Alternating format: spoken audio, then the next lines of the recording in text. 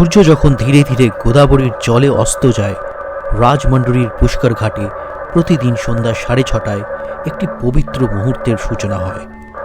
সন্ধ্যার আরতি শুধু একটি আচার নয়, এটি নদীর সঙ্গে একটি কথোপকথন। ঘণ্টার ধ্বনি, জ্বলে ওঠা প্রদীপ আর একসঙ্গে উচ্চারিত মন্ত্র সব মিলিয়ে মনে করিয়ে দেয় গোদাবরী শুধু জল নয়, তিনি মা। স্থানীয় মানুষ হাত জোড় করে দাঁড়ায়, যাত্রীরা থেমে যায়, আর কয়েকটি মুহূর্তের জন্য সময়ও যেন মাথা নত করে। এখানে আপনি শুধু ভক্তি দেখেন না, আপনি শান্তি অনুভব করেন, যা ঠিক নদীর মতোই নীরবে আপনার ভিতর দিয়ে বয়ে যায়। এটি কোনো অনুষ্ঠান নয়, এটি প্রতিদিন সম্পন্ন হওয়া বিশ্বাসের প্রকাশ।